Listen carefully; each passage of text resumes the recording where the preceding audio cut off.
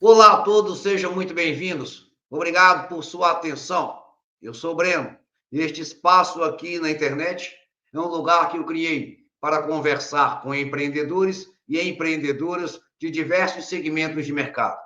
A ideia aqui é fazer um bate-papo franco, descontraído, mas com profundidade, para gerar um conteúdo de valor para você que está aí do outro lado. O meu convidado de hoje é o Claudemir, dono da Mobilar, e ele vai falar um pouco sobre os desafios de empreender nesse ramo, falar das soluções que a sua empresa oferece nesse segmento de imóveis personalizados, e você vai ter a oportunidade de conhecer o dono por trás da empresa. Então, se você gosta desses assuntos, se você gosta de ouvir conversas de empreendedores e aprender com a trajetória daqueles que empreendem de verdade, acomode-se, pegue aí a sua bebida de preferência e venha fazer parte dessa conversa. Eu quero começar perguntando ao meu convidado, Claudemir, você pode me ouvir perfeitamente? Sim, posso. Então, quero fazer um brinde a essa entrevista, um brinde a este momento. Obrigado por compartilhar conosco um pouco da sua sabedoria, da sua trajetória. Eu desejo de todo o meu coração que essa entrevista possa gerar bons frutos para você, para mim e para todos aqueles que estão nos assistindo. Seja muito bem-vindo e vida longa à Mobilar. Obrigado, Breno. Aqui no Rio Grande do Sul nós brindamos com chimarrão. Fique à vontade, fique à vontade. Fale para nós um pouco, Claudemir, diga para o mundo, quem está nos assistindo, antes de falarmos da sua empresa, do que ela oferece, das soluções que ela resolve, fala para a gente um pouco do Claudemir. Quem é o Claudemir aqui no mundo? Bom, o Claudemir é um pequeno empresário, filho de uma costureira e de um carpinteiro, vindo de uma família muito pobre. Iniciei com a necessidade de começar a trabalhar numa cidade pequena, onde na época dos anos 90 não existia oportunidade de emprego. Então surgiu a necessidade de começar a empreender, né? E daí nasceu a Mobilar. Bacana. E agora fala para a gente um pouco da sua empresa, a Mobilar. O que a Mobilar faz? Qual a solução que ela oferece? Quais os problemas que ela resolve? Fala um pouco para a gente do seu negócio. A Mobilar hoje, ela trabalha no ramo de móveis sob medida, mas ela não faz só isso. Ela, ao longo dos anos, a gente foi preenchendo alguns nichos de mercados, né? A exemplo de marmoraria, hoje nós temos uma marmoraria, onde era uma necessidade do cliente, ele nos comprava os móveis, mas pecava na parte de ter que ir atrás de outro fornecedor para colocar as pedras. Então, hoje, com a nossa marmoraria, nós conseguimos entregar isso pronto. Nós temos uma loja, onde nessa loja nós revendemos estofados, nós revendemos eletrodomésticos, nós revendemos móveis de outras fábricas, né? Quando o cliente ele quer aquele móvel mais seriado, né? Então nós também temos para oferecer para o cliente. Então a Mobilar, ela dentro de uma casa, ela consegue atender todas as demandas necessárias que o cliente precisa, né? E eu sempre digo que eu me considero um marceneiro, não é? O fabricante de móveis sob medida é um marceneiro, né? E o marceneiro ele é um solucionador de problemas, né? O móvel sob medida mesmo, o cliente traz um espaço que ele quer preencher, e é um problema que ele tem naquele espaço, ele tem uma necessidade, e a gente transforma aquele espaço dele em algo útil que vai melhorar a qualidade de vida dele, né? Então, se nós falarmos em imóveis residenciais, você veja que o cliente ele trabalha o dia todo, quando ele chega em casa, é o momento de lazer dele. E ele tem que estar bem acomodado, né? E o nosso produto, ele oferece isso para o nosso cliente, né? Uma organização, uma casa bem planejada.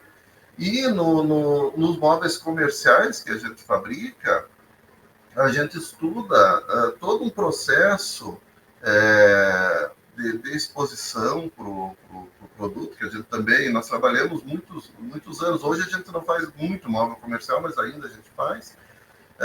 Mas ele é estudado todo um processo de como expor melhor a mercadoria,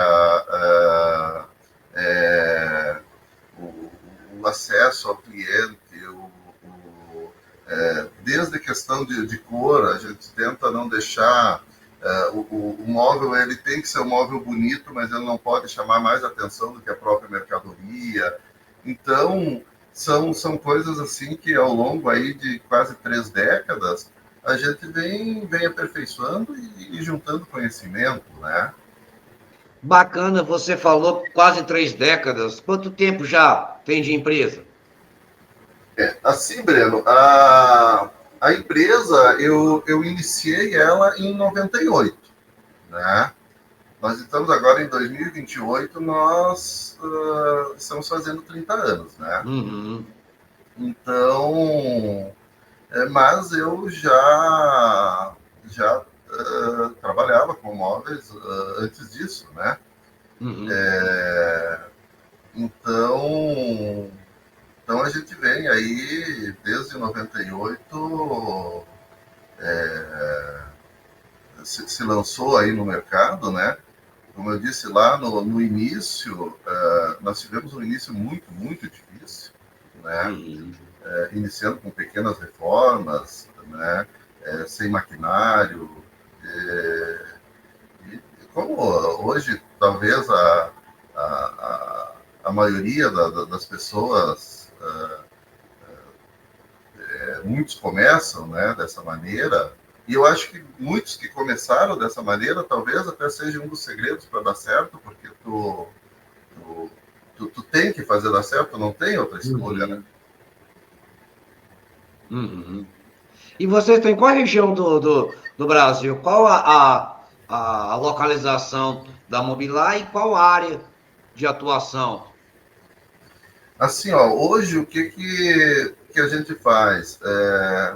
Hoje nós somos os proprietários da marca Mobilar, né? Hoje nós temos a Mobilar registrada em 3 classes, né? Tanto para fabricação de produtos, quanto para venda de produtos, né? E eu sempre digo que o Brasil ele é um país muito grande, o Brasil ele é imenso, né? Uhum. E nós nunca tivemos a pretensão de atender o Brasil todo, até porque a gente não consegue, né? Mas nós queremos, devemos e precisamos, né, valorizar essa marca, né? E então nós iniciamos já há alguns anos um processo de afiliação e controle da marca, né? Nós já temos afiliado hoje em Goiás, né? Temos afiliado em São Paulo, temos afiliado em Santa Catarina, temos afiliado aqui na Grande Porto Alegre, né? E a gente está tentando, né? Ainda tem muita gente usando a marca sem autorização, né? Que a gente está tomando as devidas providências, né?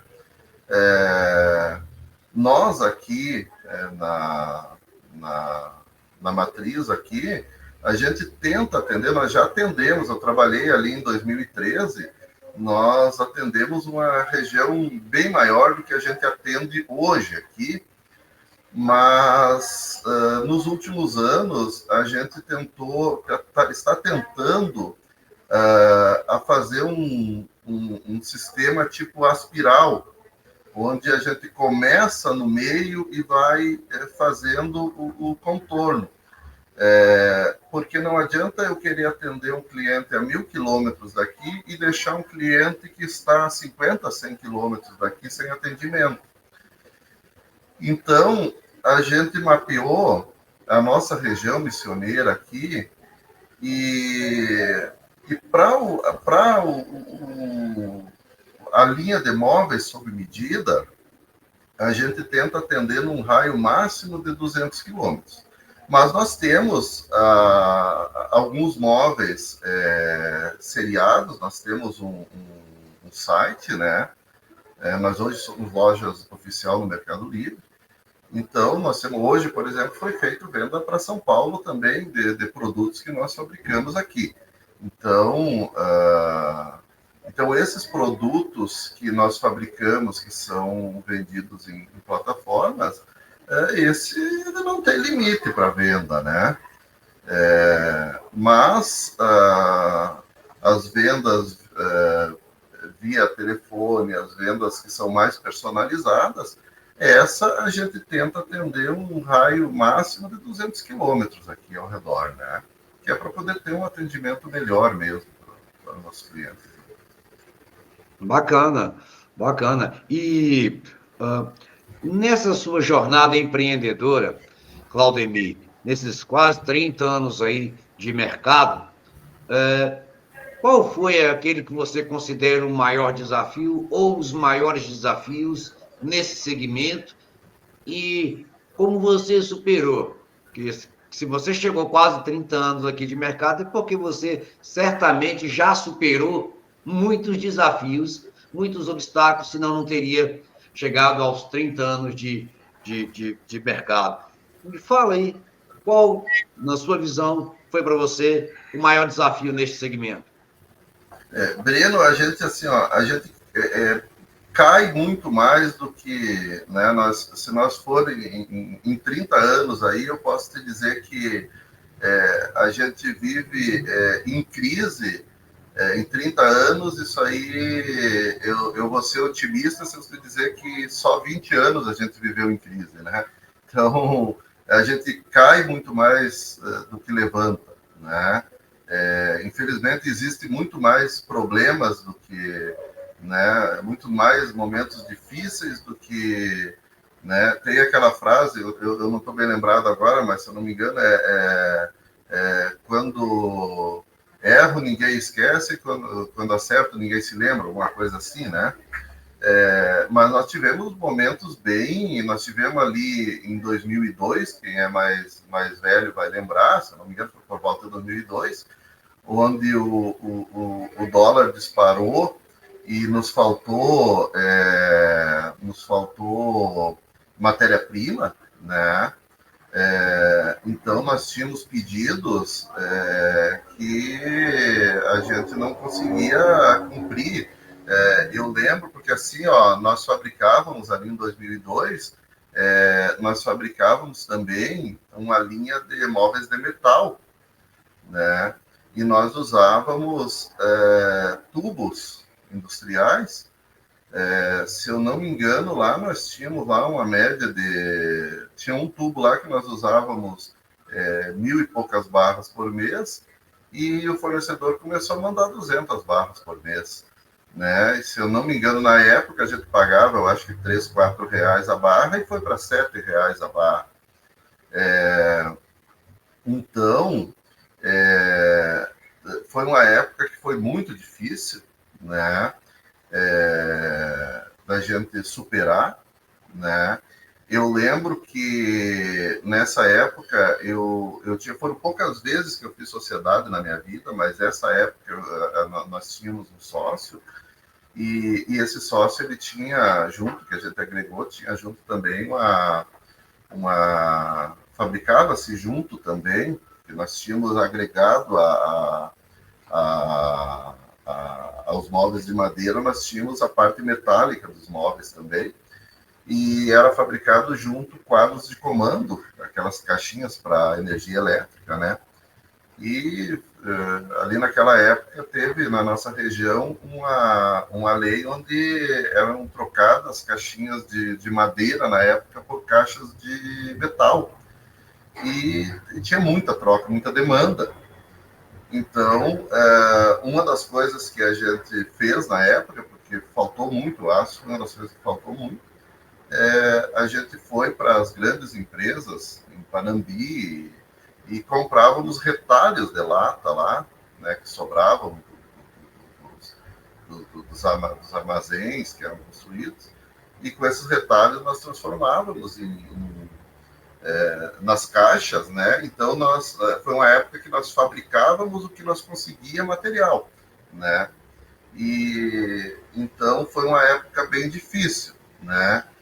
Depois disso nós tivemos também a época da pandemia, que também faltou muita matéria-prima, né? Porém, a pandemia faltou matéria-prima, mas sobrou muita venda. O pessoal, tudo que tu fazia, vendia, né? Então, eu estou citando dois exemplos que são exemplos que é muito difícil de tu trabalhar quando tu não tem matéria-prima para trabalhar, né? E ao mesmo tempo que tu não tem matéria-prima, o que tu consegue é de baixa qualidade e o preço exorbitante, né? Então, claro que tem N outros problemas que a gente tem que enfrentar, né? Hoje a gente está enfrentando falta de mão de obra, né? Nós criamos uma geração de hoje que é proibido tu ensinar a trabalhar. Eu com 13 anos eu já trabalhava como empregado. Hoje a gente não ensina mais os jovens a trabalhar para depois ensinar os adultos a se regenerar, né? Nós não damos mais opções para os jovens, né? Antigamente o jovem ele podia escolher, ou ele trabalhava ou ele, né, sempre teve as duas opções, o lado ruim e o lado bom, mas antes a gente ainda podia escolher. Hoje não pode mais escolher, hoje é muito mais difícil, né?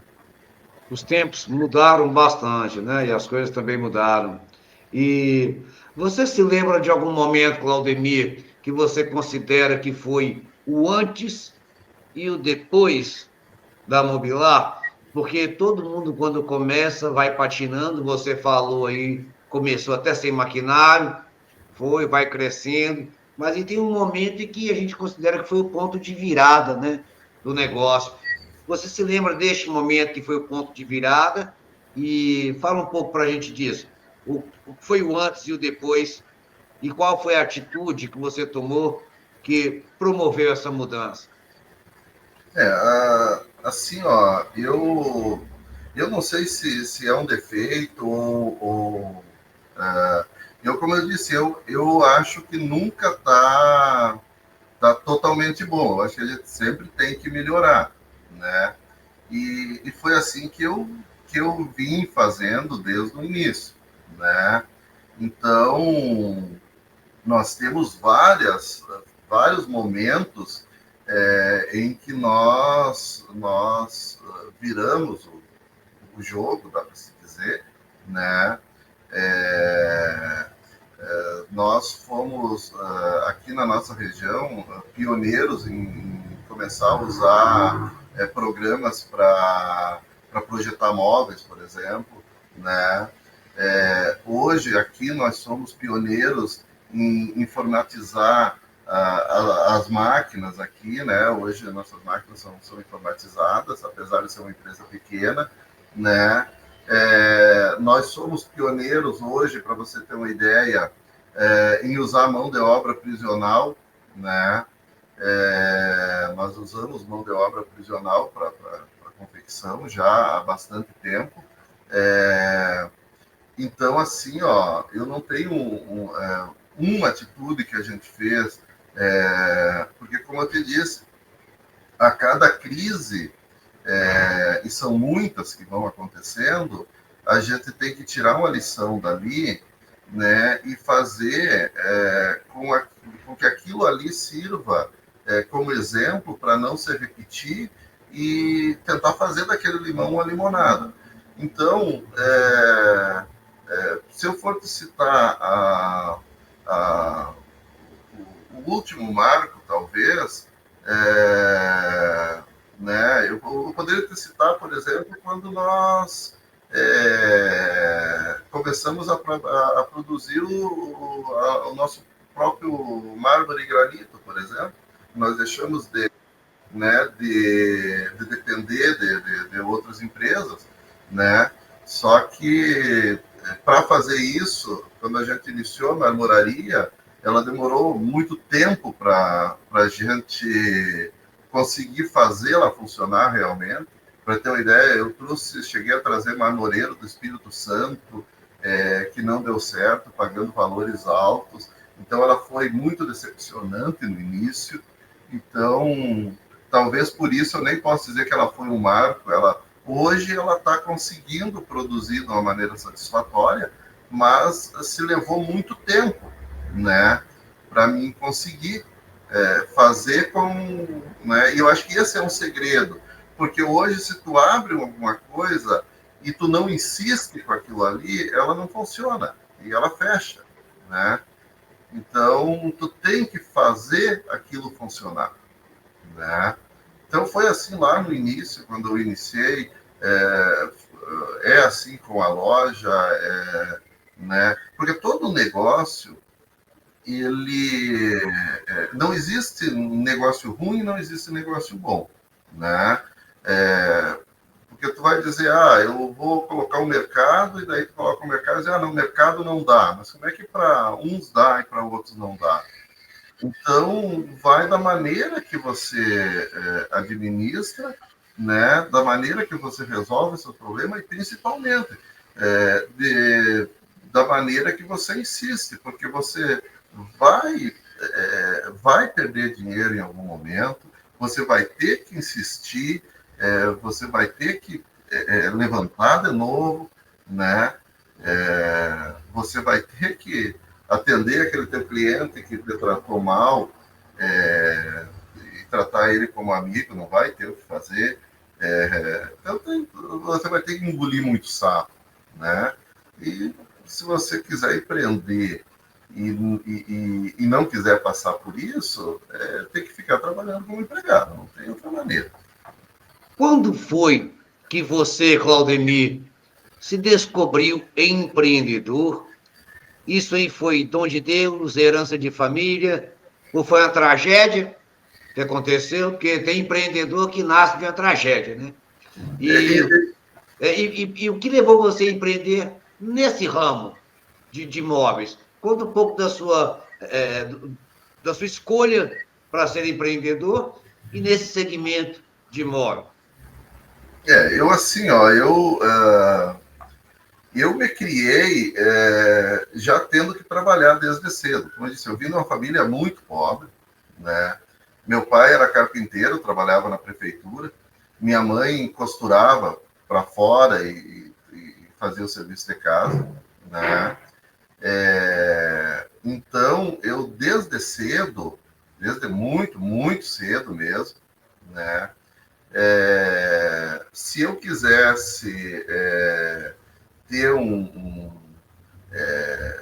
comer uma coisa diferente, graças a Deus eu posso dizer que fome eu nunca passei, com exceção daqueles dias que a gente saía trabalhar em algum lugar e demorava para voltar, mas fome eu posso lembrar que eu nunca passei.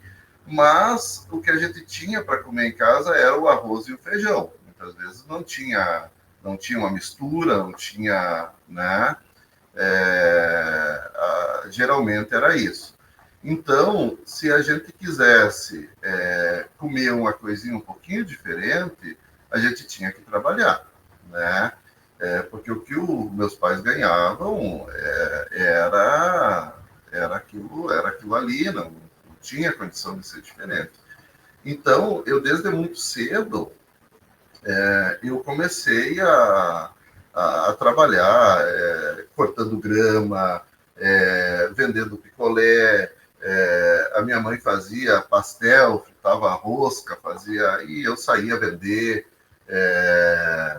O meu pai era carpinteiro, então muitas vezes ele pegava algum serviço no final de semana, eu ia ajudar, né? De repente, dessa parte de carpintaria, começou a surgir a questão da marcenaria também, né? Na minha região, aqui tinha muita marcenaria aqui, né? E, e nós até, porque eu assim, ó, eu com 8 anos, a gente já fazia alguma coisa, não existia isso que vem hoje, né? Então, tu tinha que fazer alguma coisa, né? A gente se criava trabalhando. E, nós tínhamos um vizinho que ele tinha uma chácara para fora, então ele trazia frutas, ele saía vender fruta. Ele tinha dois animais que eram cavalos. Ele me dava dinheiro, me pagava assim algum troco, me dava roupa, e eu levava todo dia para o pasto e trazia. Os cavalos iam dar água para os animais. Então eu nunca parei, né? Com 13 anos eu já era empregado. Na época, né, eu já tinha um emprego numa marcenaria, né? E a marcenaria é o que tinha né? Só que nós tínhamos um problema, que era a inadimplência dos patrões. Eles nos contratavam, né? Para começar, a gente trabalhava. Eu trabalhei em torno de 6 meses de graça para aprender, né? E depois que eu aprendi um pouco, o valor era, na época, meio salário, porque na época eu estudava de manhã e trabalhava à tarde. E, aquele meio salário era assim, atrasava muito, né? Eu era o último a receber, e quando sobrava eu recebia, quando não sobrava eu não recebia. E aquilo foi, né? E aquilo eu fui crescendo daquela maneira, né? Mas fui aprendendo, fui aprendendo. Depois eu fui trabalhar numa madeireira, né? Na madeireira eu aprendi muita coisa, né? Então lá eu trabalhei numa beneficiadora de madeira. Eu ia para o mato, eu aprendi a trabalhar com motosserra, eu aprendi a trabalhar com trator, eu com 16 anos, eu dirigia aqueles caminhão de viga, com tudo, porque eu sempre fui grande, né? E derrubava árvores e tudo, e aprendi a serrar madeira. E nessa madeireira, que é uma madeireira maior, eu aprendi a trabalhar com solda, que daí depois isso aí também me serviu para, né? E sempre estudando. Aí teve uma época que eu fui trabalhar numa marcenaria do interior, onde eu vinha estudar de noite por ônibus. Eu andava em torno de 30 e poucos, quase 40 quilômetros, mais, dava 80 quilômetros ida e volta, para vir estudar na cidade de noite. Eu já estudava de noite, trabalhava de dia, né? E sempre fazendo o curso que dava para fazer, a gente ia aperfeiçoando o que dava, né? O que acontece? Sempre aquela questão de que a gente nunca conseguia,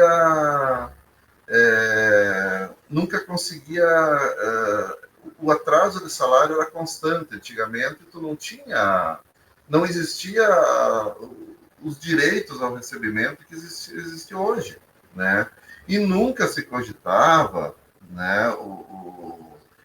O meu pai mesmo era uma pessoa muito, muito séria, então nunca se cogitou a possibilidade de ir para a justiça contra o patrão, né?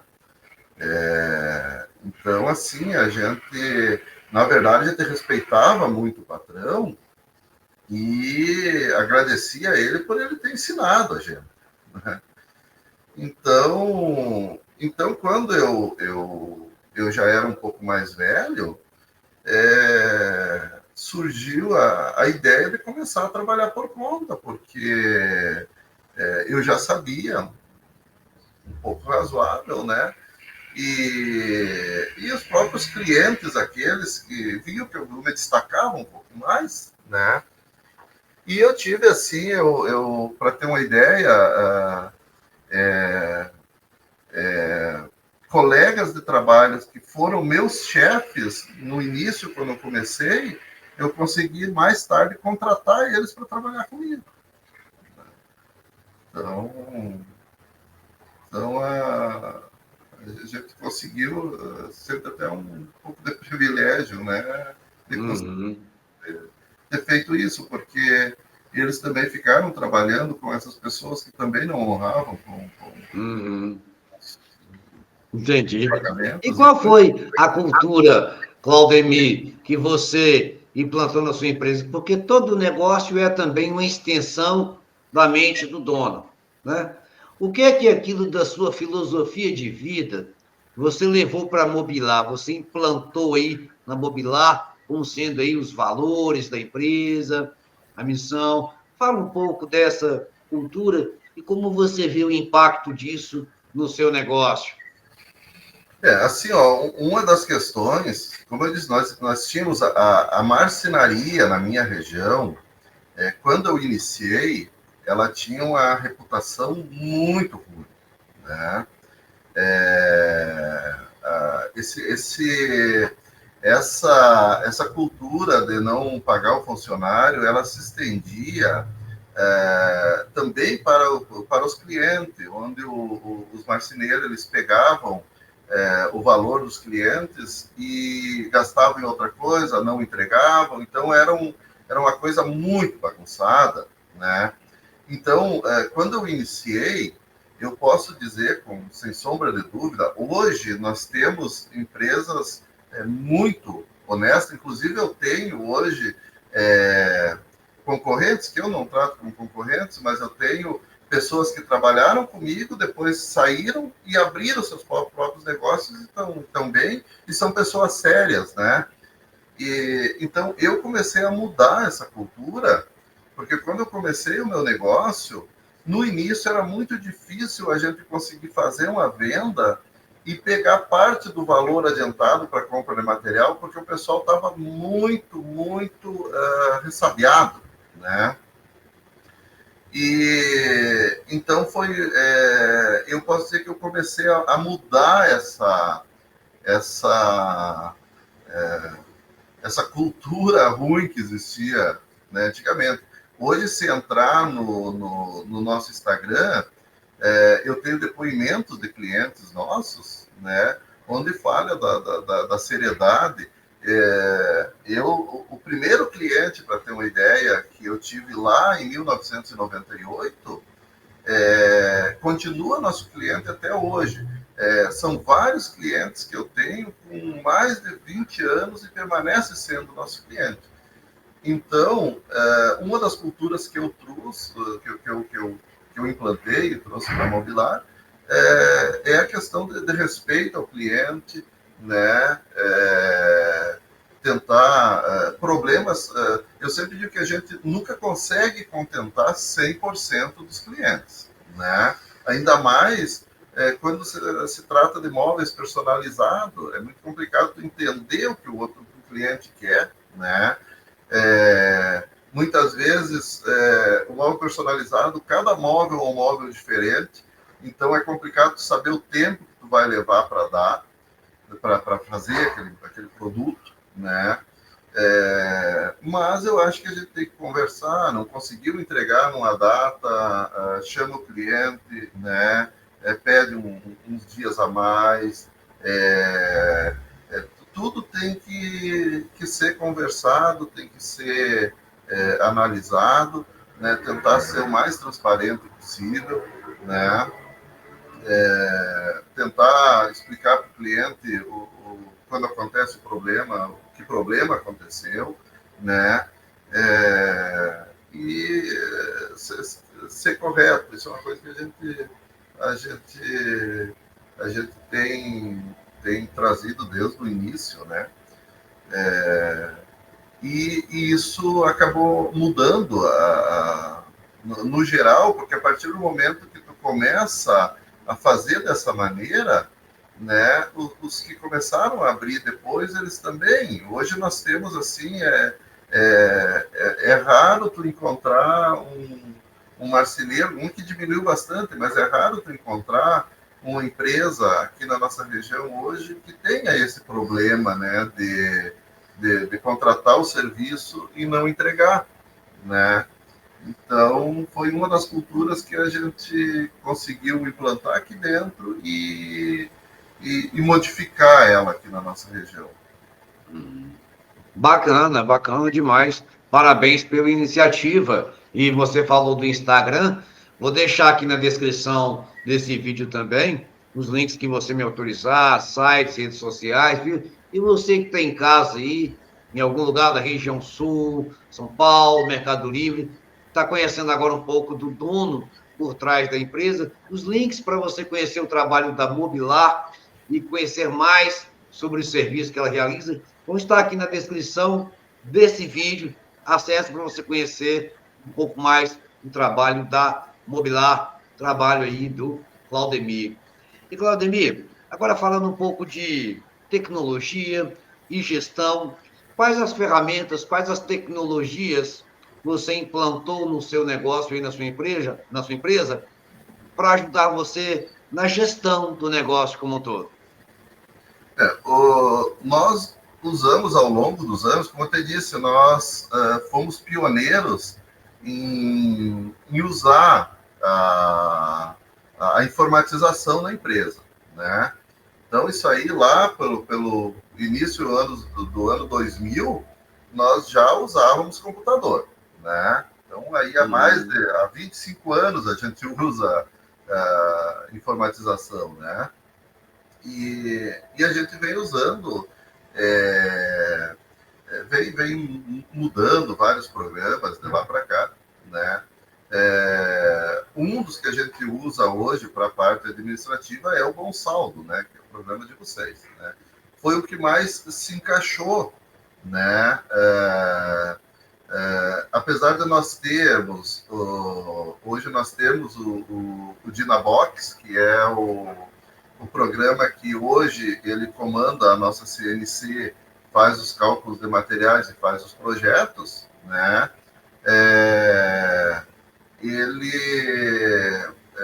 A gente ainda precisa, né, usar o Bom Saldo, que ali no Bom Saldo nós conseguimos a emissão das notas, nós conseguimos gerar os orçamentos, dos orçamentos nós conseguimos gerar os pedidos, né? A gente consegue criar umas tags ali para ir controlando as datas de entregas, conseguimos enviar através do WhatsApp os pedidos dos clientes, conseguimos montar com componentes os produtos também. Então, assim, o Bom Saldo foi o que mais se adequou para a nossa realidade em usar ele para loja, marcenaria e marmoraria, né? De todos que a gente usou, o Bom Saldo foi o que mais se adequou nessa parte, né? Quais outras tecnologias você implantou no seu negócio que você considera são fundamentais? Porque no seu ramo, eu imagino que maquinário é uma coisa essencial, né? E o mercado está sempre se atualizando, sempre se atualizando. Como é que você faz para manter aí sua empresa e você também se manter sempre atualizado em relação a essas coisas? Quais são suas estratégias para manter sua marcenaria em termos de equipamento, tecnologia? Você é daqueles que trabalham com equipamento de ponta, sempre de última geração, ou aquele que você conserva mais, é mais um modo tradicional? Fala um pouco disso para a gente. Eu assim, ó, eu compro tudo aquilo que eu consigo comprar, né? É claro que hoje existem já no mercado, eu gosto muito assim que eu posso participar em feiras, né? Ver o que tem de novidade. Hoje, na verdade, tu viaja pelo mundo sem sair do teu escritório, né? Mas quando tu vai em feira, né? Quando tu vai em feira, tu consegue ver realmente o produto, né? E hoje, assim, a minha empresa é uma empresa pequena, né? Ela tem limites que a gente não pode ultrapassar, né? Uhum. Então, eu digo, eu coloco tudo aquilo que eu posso colocar, né? E eu vou aperfeiçoando, né? Para te ter uma Uhum. ideia, em 2016, eu adquiri a nossa primeira Volter CNC, né? Em 2019, eu troquei ela, né, por uma outra, um pouquinho melhor. E agora, no ano passado, eu troquei por uma outra um pouquinho melhor ainda, né? Não, Uhum. assim, ó, existem é, infinitas melhores, né? Então, mas assim, eu já não estou usando aquela, né? Pode ver que eu comecei lá em 2016 já a usar, né? Então, assim, eu tirei, para ter uma ideia, eu eliminei no início desse ano, não, na verdade foi no início desse ano que eu troquei, né? No início desse ano eu consegui eliminar a seccionadora, por exemplo, né? Então hoje nós conseguimos usinar todo o processo na CNC, né? É, a gente foi trocando, porque antes o que a gente fazia? Antes nós usávamos a nossa CNC antiga em dobradinha com a seccionadora, né? Porque ela não vencia cortar tudo que nós precisávamos cortar, né? Então nós precisávamos mandar um pouco de plano de corte para cada um. Hoje, essa máquina que nós adquirimos, ela já vence cortar tudo e ainda fica um pouco parado. Nós já conseguimos cortar para outros marceneiros também. Então, nós trocamos também a nossa coladeira de borda. Hoje nós temos uma coladeira de borda com tupia de entrada, com todos os grupos que precisa, com raspador, com tudo. Que também existem mais modernas, é lógico, né? Mas a outra coladeira de borda, para ter uma ideia, eu devo ter comprado lá em 2004, eu comprei a primeira coladeira de borda, né, que na época, assim, ó, era praticamente na minha região aqui, todo mundo ainda colava no pincel, por volta de 2003, 2004, eu comprei a primeira coladeira de borda que ainda era aquela que vinha cola na fita, né? E em 2008, eu já comprei da Tecmatic uma coladeira automática, né? Com esteira que aplicava já a cola, já refilava, mas não tinha tupia de entrada, não tinha raspador de cola, que na época não tinha mesmo. Né? E agora, nesse ano, a gente já substituiu por uma com tupia de entrada, com raspador de cola, com aplicador de aderente. Né? Então, e essas máquinas, eu já há 2 anos, para ter uma ideia, porque são programas muito difíceis, né? Eu digo que assim, ó, muitas vezes não é difícil tu adquirir a máquina, é difícil tu aprender a trabalhar com a máquina. Então, Uhum. eu fiz há cerca de 1 ano e pouco, quase 2 anos, eu adquiri o sistema, o programa para a máquina, né? Que também ele é um programa caro, hoje tu paga para instalar, tu paga para treinar e tu paga a mensalidade para usar o programa, né? E hoje é um grande problema, porque assim, ó, o pessoal ele se atém ao valor da máquina, que não é muito barato, mas muitas vezes o software para usar a máquina ele custa mais ou menos a metade do valor da máquina. E aí o pessoal compra a máquina e aí ele não compra o software e a máquina sem o sistema ela é muito difícil de trabalhar, ela não opera, ela não faz o trabalho que precisa ser feito. E aí ele não consegue usar a máquina. E aí ele vai e dá jeito de comprar o software. Só que o software, tu leva no mínimo 1 ano para te conseguir dominar aquele software, né? Então, o que que eu fiz? Como eu já tinha as outras máquinas, que antes, o que que a gente fazia? Antes nós criávamos o percurso no AutoCAD, depois passava lá para o ArtCamp, depois enviava para a máquina, né? Aí eu peguei lá atrás, né? Vi lá um programa que foi o Dynabox, tem outros também no mercado, e comecei a trabalhar com Dynabox, e fui indo, e fui indo. Hoje, nós fizemos o projeto do móvel, né? Se o móvel precisa de uma tomada, por exemplo, a gente coloca no projeto. Se precisa de uma luz de LED, a gente coloca no projeto. E o projeto, além de ele já nos dar o orçamento, de nos dar desde parafuso que vai, aquele projeto ele é enviado para a máquina e a máquina faz todo o corte, já faz o corte onde vai tomada, já faz o corte onde vai fita de LED.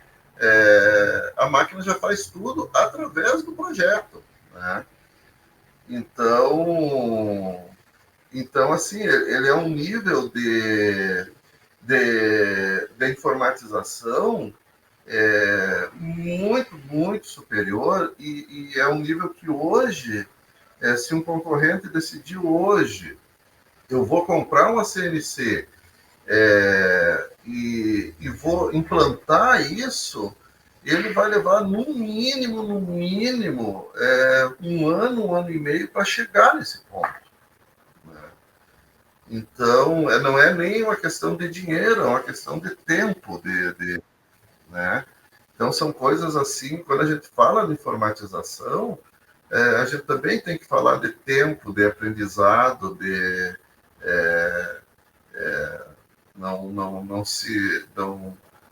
não se é mais só questão de valor, né? Bacana, bacana. E fica de aprendizado aí também para quem está chegando agora nesse ramo. Claudemir, nós temos pelo menos mais 7 minutos aí para completar 1 hora, mas eu quero então fazer um bate-bola rapidinho, porque tem algumas perguntas que eu acho muito relevantes, quero fazer para você. Vou tentar fazer um bate-bola agora bem rapidinho. Vou perguntar para você, apesar dos pesares, porque empreender é resolver problema, é ter problema todo dia, né? Empreender tem problema todo dia. E uma grande dificuldade que muitos empreendedores têm é de conciliar a vida pessoal com a vida profissional, porque a gente se envolve muito emocionalmente com o CNPJ e com as coisas da empresa. Você, nesses 30 anos de empreendimento, já encontrou esse equilíbrio entre o pessoal e o profissional? Está encontrando ainda? E se encontrou, qual o caminho para os empreendedores encontrarem esse equilíbrio aí entre a empresa e a pessoa? Olha, eu acho que o único caminho que tem é encontrar uma mulher que entenda a gente, né? Eu acho que eu consegui, viu? A mulher trabalha comigo, né? Porque não tem muito o que fazer, é muito complicado isso, viu? Se tu não tem, tu tem que se dedicar quase que 24 horas por dia. Se perguntar para qualquer um, se perguntar para um psicólogo, ele vai dizer que está errado. Se perguntar para... Mas assim, ó, é muito complicado. É muito complicado. A gente tenta tirar, muitas vezes tira, né? Mas a cabeça, ele sempre vai estar pensando em como resolver o próximo problema, né? A gente tem a esperança de que vai conseguir passar a bola para frente, né? Eu tenho um filho já com 20 e poucos anos que está se inteirando também das coisas. A gente vai ter a esperança que amanhã ou depois a gente vai conseguir ficar fazendo só parte do serviço, porque parar a gente não acho que nunca vai conseguir parar, mas a gente tem a esperança de ficar cuidando só de alguma coisinha menor e aí aproveitar um pouco da vida, né? Porque eu não sei se tem uma maneira, eu não descobri ainda, né? E peco nessa parte, peco muito. Não, todos que eu entrevistei até hoje unanimidade, difícil encontrar esse equilíbrio. E eu conversei hoje mesmo com um outro convidado aqui, um outro entrevistado, e ele falou uma coisa que eu achei interessante, falou, ó, quando chegou nessa parte, falou, empreender é um caminho sem volta. Depois que você começa, não é difícil voltar. Depois que começa sem volta, porque é isso aí, ó. E no começo você é tudo, né? Faz tudo. E vai para casa pensando naquilo o tempo todo, dorme pensando na empresa, acorda pensando. Esse equilíbrio realmente é um entrave para todo mundo que empreende. Claudemir, se você pudesse resumir em uma, duas palavras, qual a sua maior motivação para empreender? Para enfrentar esse leão todo dia, esses desafios? Para você, qual a sua maior motivação? Mas olha, eu acho que hoje pensar em parar a gente pensa, né? Uhum. Cada problema que dá, né? Mas só que assim, ó, eu acho que a motivação é que a gente não consegue parar. Então, eu acho que a motivação são as contas para pagar, né? Porque quando a gente faz, quando a gente compra alguma coisa, hoje é difícil a gente conseguir comprar e já fazer o investimento e fazer o pagamento todo, né? E mesmo que tu consiga fazer o pagamento todo, tu tem aquele espaço para fazer aquele investimento te dar o retorno. Enquanto ele não te der o retorno, ele está te dando prejuízo. E tu não pode deixar aquilo ali te dando prejuízo.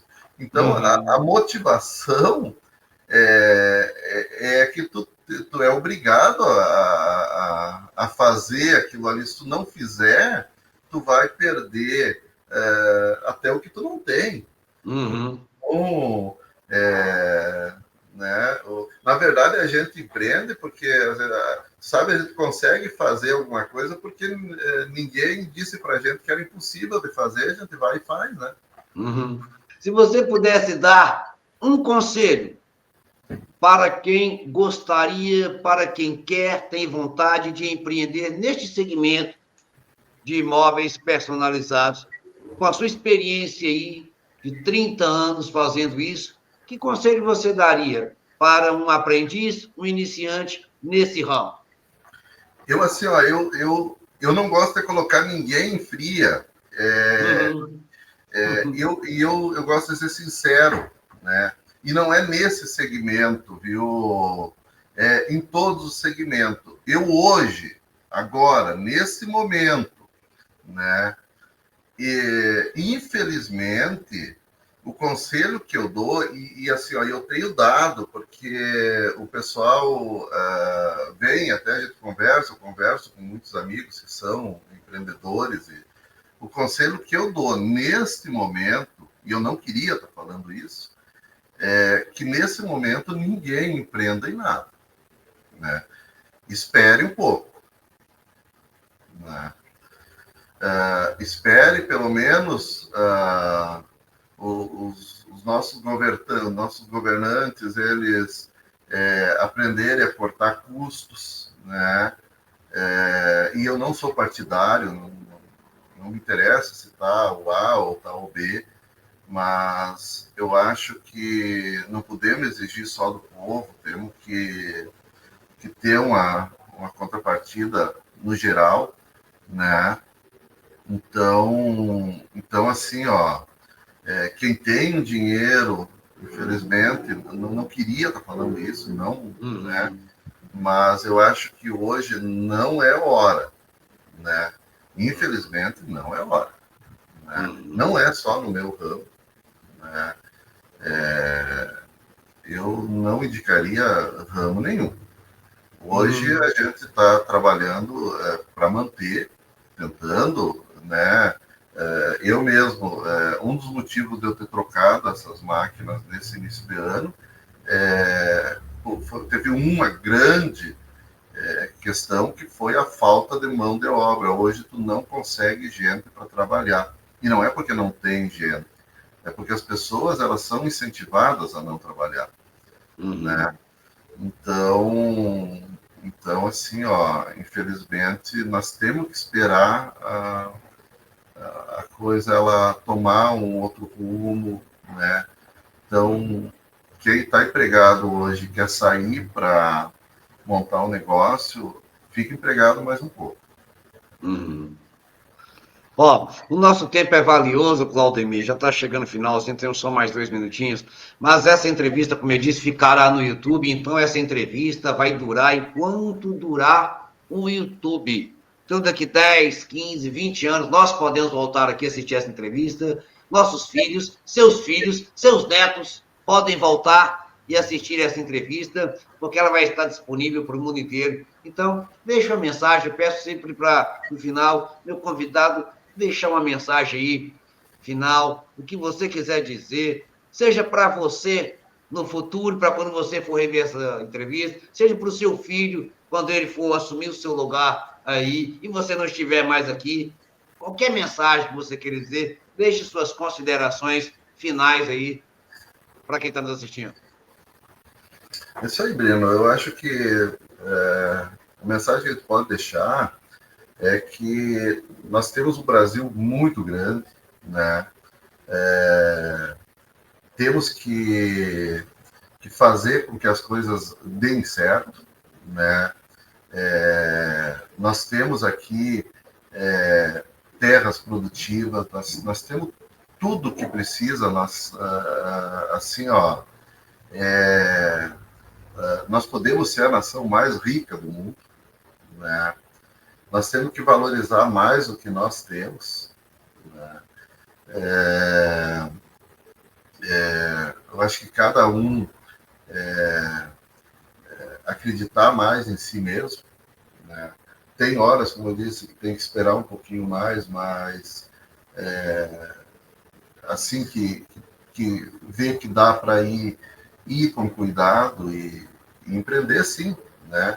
Isso que eu falo não é o momento agora, mas não quer dizer que daqui 2 meses, 3 meses não seja o momento, né? E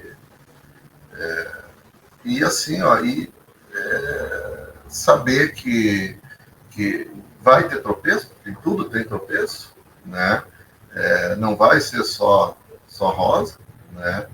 Mas só aqueles que se destacam um pouco é que fazem a diferença, né? A gente se destacar e fazer um pouco diferente dos demais. Bacana. Vou ficar com essa frase aí, essa frase final. Os que se destacam fazem diferença. E quero fazer aqui mais um brinde. Obrigado, Claudemir, pelo seu tempo, pela sua trajetória. Obrigado a você que está em casa, de qualquer lugar do mundo, que nos acompanhou até aqui. Gratidão, obrigado por sua atenção. Obrigado, Rony, que sempre nos auxilia aí nos bastidores. E vida longa a Mobilar. Muito obrigado, Claudemir, por essa entrevista. Muito obrigado por esse bate-papo. Gratidão por contribuir com esse nosso Brasil, gerando emprego, gerando soluções e contribuindo também com a sua experiência, com a sua sabedoria nesses anos aí de mercado. Muito obrigado mesmo. Certo, eu que agradeço. Bacana? Um abraço, então.